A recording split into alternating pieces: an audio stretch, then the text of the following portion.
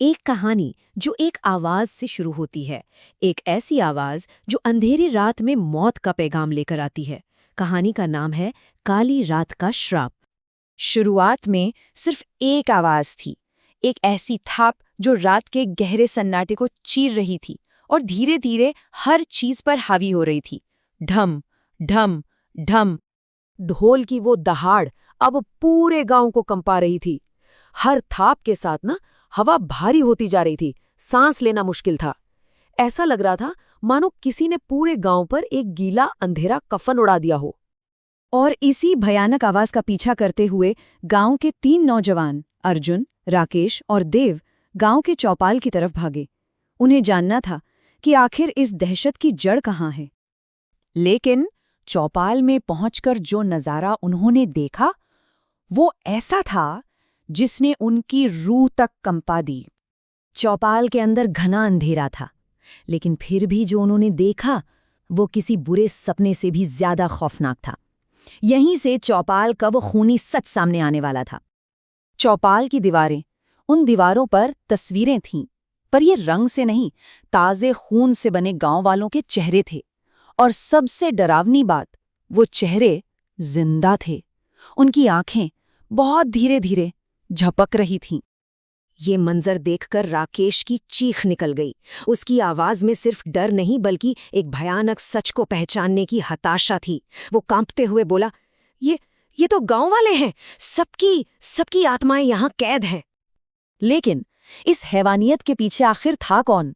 उनकी नजरें उस आवाज के स्रोत को ढूंढी रही थीं कि तभी उनका सामना उस ढोल वाले से हुआ। वो कोई शैतान नहीं, वो तो एक बच्चा था। तभी अंधेरे से एक बच्चे की हंसी गूंजी। वो हंसी मासूमियत भरी नहीं थी, बल्कि कानों में चुभ रही थी, जैसे कांच टूट रहा हो। हा हा हा, भागो मत, ढोल वाला तुम सबका इंतजार कर रहा है।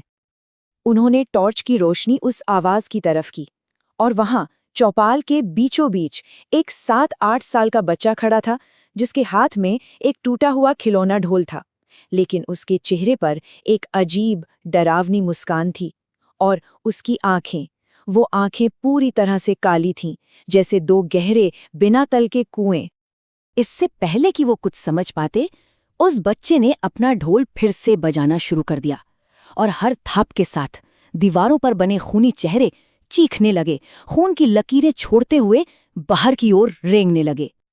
देव तो कांपता हुआ जमीन पर ही गिर पड़ा। जब उसने डरते डरते नजरें उठाईं तो उसकी आंखों के ठीक सामने वो खुद खड़ा था। नहीं, वो उसकी लाश थी। वही कपड़े, वही चेहरा, बस गर्दन एक अजीब से एंगल पर पूरी तरह पीछे की ओर मुड़ी हुई थी। उस लाश के होंठ हिले और एक मुस्कान उभरी। आवाज थी तो देव की ही, पर उसमें कोई जिंदगी नहीं थी। एक खोखली, मुर्दा आवाज ने कहा, तुम्हारा समय आ गया है। ये देखकर अर्जुन और राकेश ने देव को घसीटना शुरू किया, दरवाजे की तरफ भागना चाहा, लेकिन उनका रास्ता रोक लिया गया था। चौपाल के दरवाजे पर अब एक औरत खड़ी थी, और वो अपने साथ श्राप का असली संदेश लेकर आई थी। रास्ते में एक औरत खड़ी थी, जिसके सफेद कपड़े अब खून से लाल हो चुके थे। जहां उसकी आंखें होनी चाहिए थीं, वहां सिर्फ 2 काले गड्ढे थे। उसके होंठ हिले और एक फुसफुसाहट निकली जो श्राप का नियम बता रही थी। जो जागा वो मरा, और जो सोया वो उठा लिया गया। और उसी पल उन्हें समझ आया कि गांव में इतनी खामोशी क्यों थी।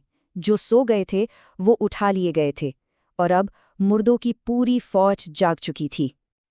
पहले तो सिर्फ आवाजें आईं, हर घर के अंदर से किसी के कराहने की धीमी धीमी आवाज। फिर एक एक करके हर घर का दरवाजा चरमराते हुए खुद ब खुद खुलने लगा, और उन अंधेरे दरवाजों से एक एक करके लाशें बाहर निकलीं। और देखते ही देखते पूरा गांव मुर्दों की एक भीड़ बनकर उन तीनों की तरफ बढ़ने लगा। उनकी आंखें खाली थीं, चेहरों पर कोई भाव नहीं था। वो सब बस एक ही चीज से चल रहे थे, उस बच्चे के ढोल की थाप से। हर लाश उसी एक धुन पर कदम बढ़ा रही थी, ढम ढम ढम।